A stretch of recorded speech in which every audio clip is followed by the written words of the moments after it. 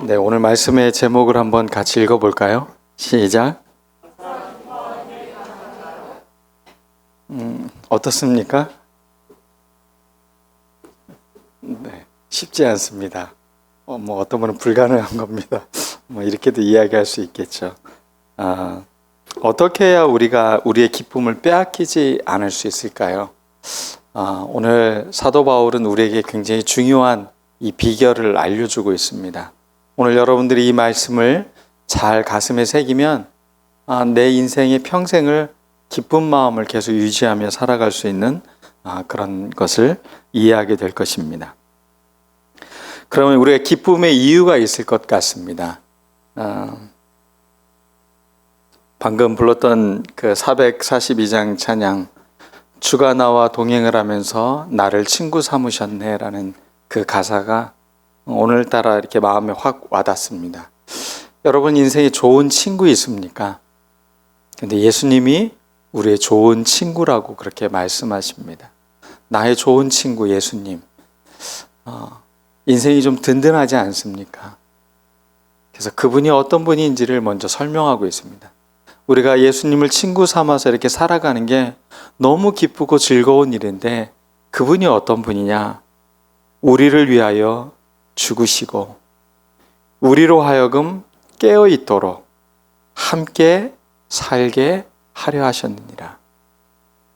단지 친구로서 잠시 어떤 길을 동행하고 하는 정도가 아니라 우리의 삶에서 늘 우리가 깨어 있도록 만들어 주시고 함께 더불어 살 수 있도록 해주신 분이 바로 예수 그리스도시라는 것입니다. 여러분, 이 예수님이 우리와 함께 하십니다. 또 여러분의 친구가 되어 주십니다. 그럼 든든하지 않습니까? 기쁘지 않습니까? 제 신학교 때 동기인 친구가 가끔 이렇게 전화를 하는데 요즘은 너무 심하게 돌을 닦고 있는지 연락도 없고 두문불출합니다. 그럴 때 이렇게 연락을 하면 아주 반갑게 이렇게 전화의 그 음성이 들릴 때가 있습니다. 친구란 것은 마음을 주고받았다는 것은 그렇게 서로에 대한 어떤 목소리만 들어도 굉장히 기쁘고 즐거운 일입니다. 그런데 그 주님이 늘 우리와 가까이 함께 내가 너와 함께 살려고 한다. 그리고 늘 깨어 있도록 하기 위해서 내가 너와 같이 있다 라고 말하고 있습니다. 여러분, 주님과 함께하니 어떻습니까? 든든하고 기쁘지 않겠습니까? 오늘 우리가 기쁨의 이유를 바로 여기서 찾을 수 있다는 것입니다. 주님과 함께 사는 삶, 그 삶이 가장 기쁜 삶이라는 것입니다. 사람들은 기쁨을 이벤트로 생각을 합니다. 그래서 어떤 이벤트가 있어야 기쁘다고 생각을 합니다. 뭔가 나를 위해서 또 누군가를 위해서 뭔가 이벤트를 벌렸을 때만 그것이 기쁨의 요소라고 생각하는 사람에게는 끊임없이 외부적 요소들에 의해서 기쁨과 불행과 슬픔과 이런 것들이 반복될 수 있는 것이죠. 그러나 우리의 내면에 흔들리지 않는 주님에게 기반을 두고 우리가 기쁨을 갖고 있으면 이것은 달라진다는 것입니다. 진짜 기쁨은 우리 존재 안에서 나오는 기쁨인 것입니다. 나의 존재를 기뻐하는 것, 또 내 안에 살아계신 그분이 함께하고 있는 그 기쁨을 누리고 있는 것, 이것보다 더 큰 기쁨은 없다는 것입니다. 함께 살아가는 것, 남은 인생을 같이 계속 지내자는 초대, 나이가 점점 먹으면서 함께 한다는 게 참 든든하다라는 것을 많이 경험을 합니다. 주님이 우리에게 그렇게 초대를 하고 있는 것입니다. 너의 남은 삶을 나와 함께 지내자. 나와 친하게 지내자. 그러면서 주님이 우리에게 손을 내밀고 계시다는 겁니다. 그 기쁨의 길, 여러분들 예수 믿으면 늘 십자가만 생각하고 절망스럽고 고난당하고 이것을 생각하면 안 되는 겁니다. 주님이 나와 함께 이 길을 걸어가고 있다는 것을 기쁨으로 받아들이는 태도. 오늘 사도 바울이 우리에게 알려주고 있는 좋은 믿음의 생활이라는 것입니다. 서로 연대하고 항상 함께하면 우리의 삶은 기쁩니다. 주님이 바로 우리를 그 기쁨으로 초대하고 있는 것입니다. 오늘 5장에서 서로란 단어가 2번이 나옵니다. 서로라는 단어. 사도 바울의 그 편지에서 많이 등장하는 단어가 바로 이 단어입니다. 서로라는 단어인데, 이것은 교회 공동체 안에서 서로 노력을 해야 되고 서로 그것을 계속해야 될 일들로 표현하고 있는 게 바로 서로라는 단어입니다. 이 단어가 2번 사용되고 있는데, 단어는 3단어하고 연결지어서 서로라는 단어를 설명하고 있습니다. 첫 번째 서로라는 단어는 격려하라, 피차 권면하라, 다 같은 이 서로라는 단어에 연결되어져 있습니다. 격려하고 권면하라 라고 표현하고 있습니다. 이 격려한다, 권면한다, 이 단어들은 그 4장 18절에 보면 같은 단어로 쓰여 있는데 위로하다라는 단어로 그때는 번역을 했습니다. 이 말은 우리가 성령님을 보혜사 성령님을 파라클레이토스라고 이야기한다고 했었잖아요. 우리가 성역 공부 시간에 그 단어하고 같은 어원입니다. 그러면 성령님이 우리와 함께 하시며 우리에게 늘 도와주시고 우리가 말할 수 없을 때 대신 그 말을 해주시는 분으로서 늘 우리와 함께 계신 그분처럼 우리가 서로 뭘 해줘야 된다고요? 권면해줘야 되고 서로 세우기를 우리가 그치지 말아야 된다는 것입니다. 여러분의 삶이 그리스도를 닮았다면 우리도 이제는 그분의 삶을 함께 살아가는 겁니다. 여러분들 사람을 위로하십시오. 세상에 많은 사람들이 마음이 많이 거칠어질 대로 거칠어져 있고 상처도 많이 받고 힘들어하고 있습니다. 그럴 때 따뜻하게 가서 권면하고 위로할 수 있는 사람.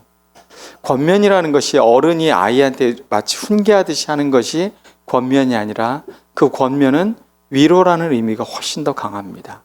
함께하며 대신 말을 해주고 그 말을 들어주는 것, 그것이 우리가 해야 될 일들이라는 것입니다. 영어 성경은 이 단어를 encouragement라고 번역을 하고 있습니다. courage라는 말이 용기라는 말이죠. 그러므로 안에다가 용기를 불어넣어 주는 거죠. 힘 빠지고 뭔가 좀 활력이 없는 사람에게 용기를 좀 마음껏 불어넣어 주는 우리들이 되었으면 좋겠습니다. 성령께서 우리에게 권면하고 있는 첫 번째 그 권면이 어떻게 우리가 항상 기뻐할 수 있느냐? 그것은 서로 이 관계를 해가고 있기 때문에 우리가 그리스도 안에서 함께 기뻐할 수 있다는 겁니다. 우리 교회 성도들이 매주 모여서 함께 예배하며 서로 교제를 나눌 때 우리 안에는 이 권면이 있어야 됩니다.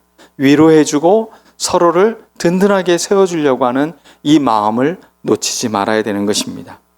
여기서 서로 덕을 세운다라는 말은 건물을 세울 때 쓰는 단어입니다. 집이라는 단어에서 나온 말이에요. 그러면 덕을 세운다는 말이 뭡니까? 마치 집을 세우듯이 단단하게 세워주는 것을 말해주고 있는 것입니다. 교회 공동체가 저절로 세워지는 게 아닙니다.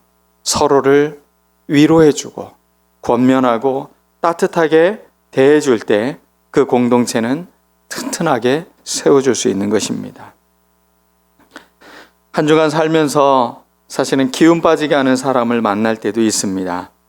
또 나의 수고와 땀을 짓밟는 사람도 있고 때로는 내가 소중하게 간직해왔던 것을 의미 없게 만드는 사람도 있습니다.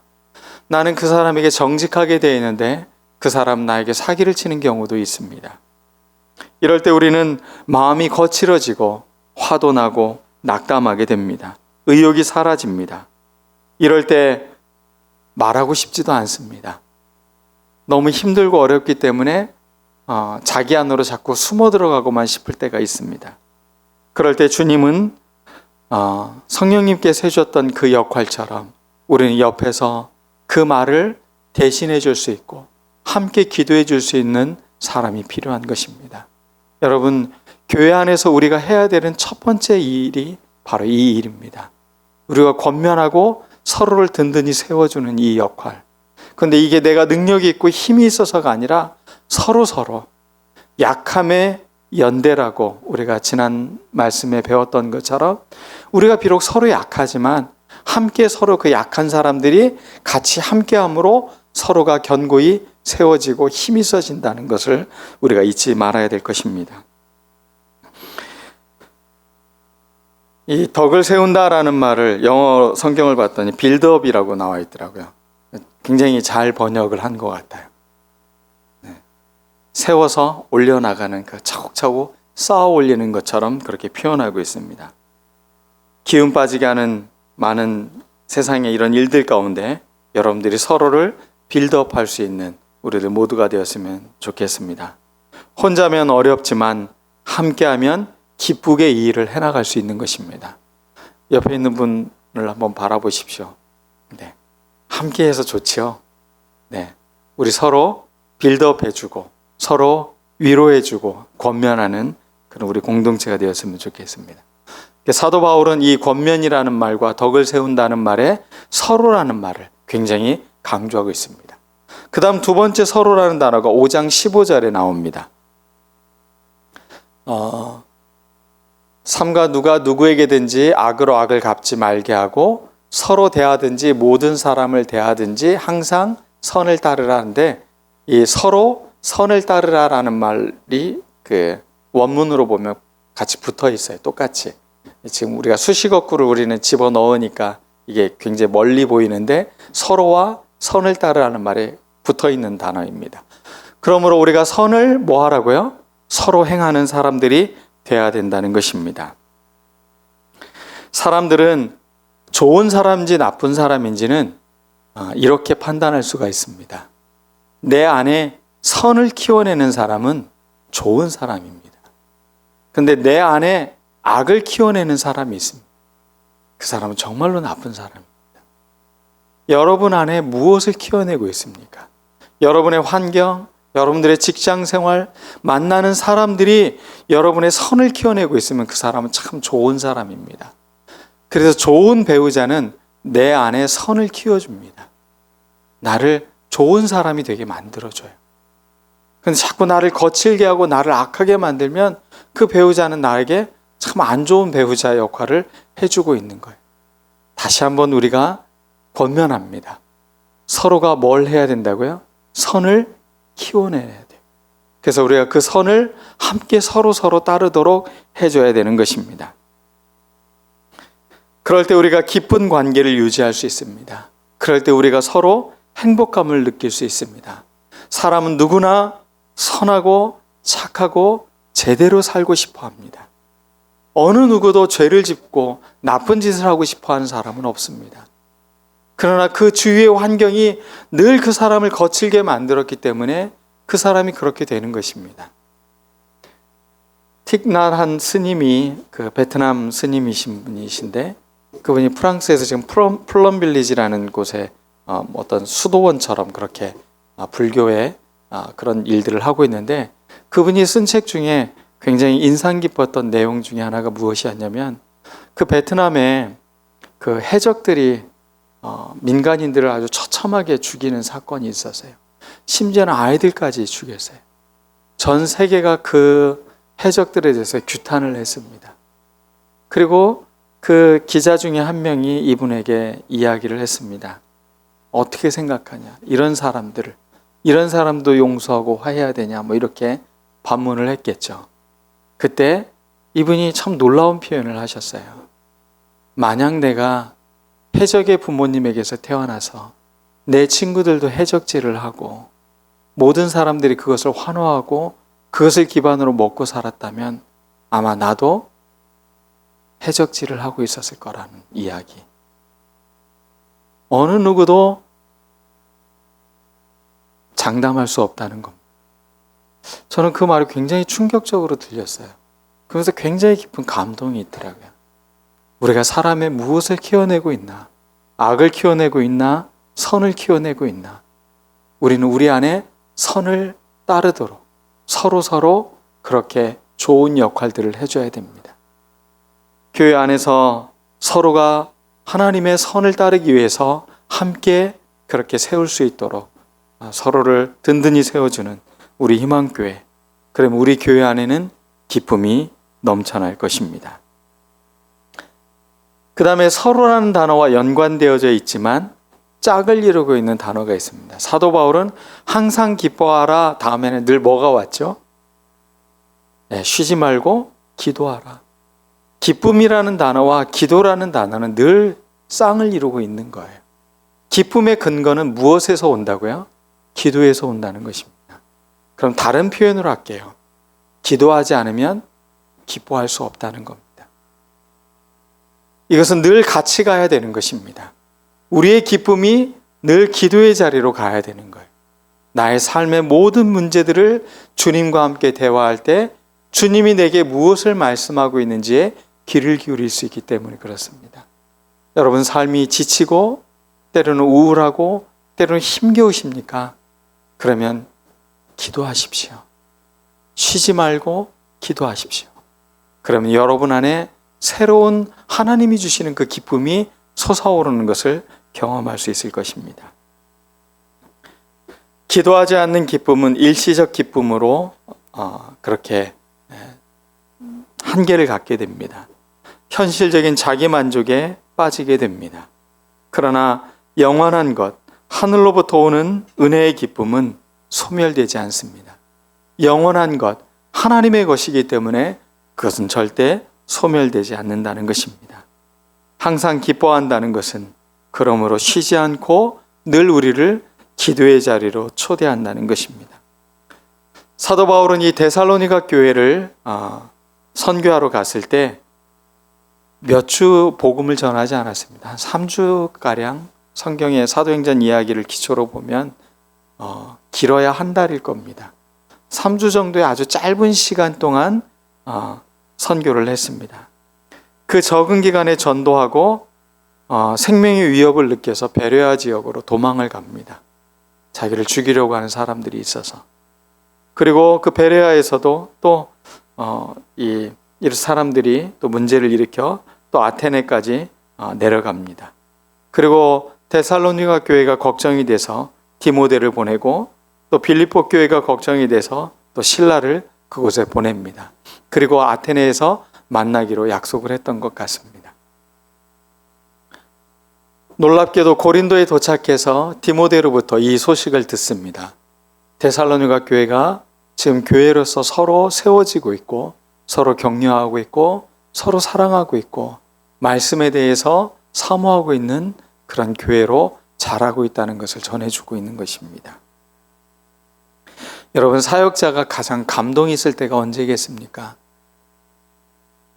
교회가 든든히 세워져 가는 모습을 보는 게 가장 깊은 감사인 것입니다. 목사가 됐다는 것은 또 하나님의 사역을 한다는 것은 사실은 세상적인 어떤 욕망이나 이런 것들이 보다 하나님의 교회에 대한 더 큰 의미가 있기 때문에 자기 삶을 헌신한 겁니다. 그런 사람들에게 가장 기뻐하는 것은 자기가 평생의 삶을 노력했고 수고했던 것들이 열매를 맺고 신앙 안에서 잘 자라고 있는 것을 보는 것이 최고의 기쁨인 것입니다. 사도 바울은 너무나 행복했습니다. 그 이야기를 들었을 때 그의 마음은 넘치는 기쁨이 있었어요. 그리고 이 기쁨의 마음을 이 데살로니가 교회에게 편지로 전해주고 있는 것입니다. 비록 그들에게 몇 가지 권면과 조언도 했고 때로는 꾸중도 했지만 그 교회를 향한 사도 바울의 마음은 기쁨과 사랑이었습니다. 교회 안에 많은 문제가 있기도 합니다. 때로는 신앙적인 갈등이 생기기도 합니다. 또 혼란스러운 일이 생기기도 합니다. 그것은 2022년을 살고 있는 한국교회의 이야기가 아니라 사도 바울이 복음을 전했던 교회들도 역시 마찬가지였다는 겁니다. 여러분, 교회는 온전한 공동체가 아닙니다. 완벽한 공동체가 아니에요. 이상적인 공간이 아니라는 겁니다. 그러나 온전하시고 이상적인 주님께서 함께 하시는 공간입니다. 우리는 비록 약하고 우리는 비록 부족하지만 그리스도를 중심으로 우리는 그렇게 서로 연대해서 조금씩 세워져 가는 공동체라는 것.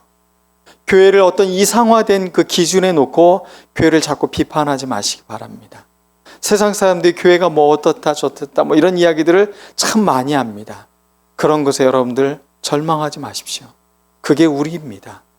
그렇지만 그 한계가 있는 가운데서도 서로가 연대하고 서로 격려하고 서로를 지지하면서 교회가 교회다움을 그렇게 세워가고 그렇게 하나님의 나라를 이루어가는 것, 그것이 귀한 것임을 우리가 놓치지 않았으면 좋겠습니다. 사도 바울은 교회를 향한 그의 간절한 마음을 항상 기뻐하라, 쉬지 말고 기도하라, 범사에 감사하라, 이 말로 우리에게 조언해 주고 있는 것입니다. 여러분에게 이 항상 기뻐하는 비결과 능력이 있습니까? 항상 이 단어가 붙으면 우리의 능력이 된다는 겁니다. 그것은 우리의 존재에서 기반한 힘이 된다는 것입니다. 여러분의 기쁨은 여러분의 존재에서부터 시작된다는 것. 그러므로 여러분 스스로를 어떻게 받아들여야 돼요? 정말로 기뻐할 줄 알아야 돼요. 아니, 내가 예수님을 믿다니. 아니, 예수님이 나의 친구라니. 여러분 스스로에 대한 비난, 비판, 어떤 자기가 좀 못났다, 이런 거에 절대 여러분 주눅들지 마시기 바랍니다. 여러분의 친구가 누구라고요? 예수님이 내 친구인데 우리가 무엇에 주눅들어 있습니까? 여러분 기죽지 마십시오. 이 세상을 창조하신 하나님이 우리의 아버지가 되시는데 왜 우리가 세상의 부자들이 한테 괜히 기죽고 그렇게 주눅듭니까? 우리 그럴 필요 없습니다. 우리의 삶의 든든함, 그것은 나의 친구이신 그리스도가 나의 좋은 친구이기 때문에 그렇다는 것을 잊지 않았으면 좋겠습니다. 그리고 늘 우리는 기도할 수 있는 기쁨이 있기 때문에 그렇습니다. 늘 주님이 우리의 소리를 듣고 계십니다.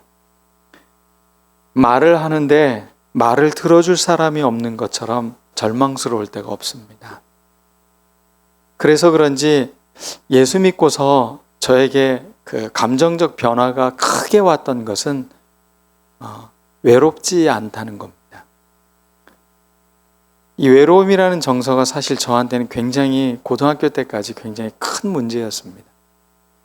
가족은 그 형제가 9남매나 되지만 늘 집안에서 나는 외톨이 같은 느낌이었어요. 늘 엄마 아빠는 바쁘셨어요. 그래서 늘 외롭다라는 마음, 그래서 늘 친구들과 노는 걸 좋아했고 친구들과 헤어지면 또 갑자기 외로움이 막 밀려왔던 사춘기 때 기억이 있습니다. 그러나 예수님 믿고서 저에게 근본적으로 달라진 마음은 바로 이 마음이었습니다. 나의 좋은 친구 되시는 그분께서 더 이상 나한테는 외로움이 아니라 그것이 나에게 하나님과 함께하고 있는 고독의 시간, 그래서 그 시간은 나에게 굉장히 좋은 시간이 되었습니다. 그래서 혼자 뭐 하냐 그러면 저는 혼자 너무 즐겁게 보내고 있습니다. 여러분들, 예수 믿는다는 건 바로 이겁니다. 혼자여도 혼자가 아니에요. 늘 주님과 대화할 수 있고 그분이 내 목소리에 귀를 기울여 주시고 내가 어디에 있든지 오늘 시편 말씀처럼 우리가 스올에 가서 내려가 있을지라도 주님이 그곳에 계시대요. 저는 이 말이 너무 좋아요. 여러분, 예수님과 함께 동행하는 삶을 살아가는 사람에게는 지옥에도 예수님이 계시다는 거예요. 우리가 있는 그곳에 주님이 함께 계시면 그곳은 다 천국이 되는 겁니다. 초막이나 궁궐이나 그런 것에 여러분들의 마음이 빼앗기지 않았으면 좋겠습니다. 우리 안에 계신 그 든든한 예수님을 나의 친구로 삼고 있으니 우리 기죽지 말고 늘 이 기쁨으로 또 이 기쁨이 넘쳐날 수 있었으면 좋겠습니다. 그럼 이렇게 일방적 혼자서 나 혼자 기뻐하면 좀 그렇지 않습니까? 성경의 스바냐서에 보면 하나님께서 어떤 마음을 갖고 있는지를 너의 하나님 여호와가 너의 가운데 계시니 그는 구원을 베푸실 전능자라는 말, 그가 너로 인하여 기쁨을 이기지 못하시고 그 기쁨을 감추지 못하신대. 하나님이 함께 하시는 존재들과 같이 있는 것을 그 기쁨을 주체할 수 없다라는 표현을 쓰고 있어요. 여러분, 하나님이 여러분을 기뻐하고 계세요. 우리도 하나님을 너무 기뻐하는 우리가 되었으면 좋겠습니다. 항상 기뻐하는 게 가능합니까? 네. 항상 기뻐하는 게 가능합니다. 이것은 그냥 좋은 이야기가 아니라 우리의 존재를 바꿔놓으신 그분께서 우리에게 주는 약속입니다. 항상 기뻐하십시오. 쉬지 말고 기도하십시오. 범사에 감사하십시오. 이게 하나님이 우리를 향한 뜻입니다. 하나님의 의지라는 것입니다. 네가 이러한 삶을 살아가길 내가 간절히 바란다. 내가 원하는 삶이 바로 이러한 삶이다. 우리 같이 지내자. 우리 함께 살자. 주님이 우리에게 보내주신 초대장입니다. 초대장 잘 받으셨죠? 네. 기도하겠습니다. 오늘 말씀을 기억하면서 주님, 항상 기뻐하길 원합니다. 쉬지 않고 기도하길 원합니다. 주님과 더불어 살며 감사하는 우리가 되게 해달라고 우리 다 같이 기도하겠습니다. 사랑이 많으신 아버지 하나님, 오늘도 귀한 말씀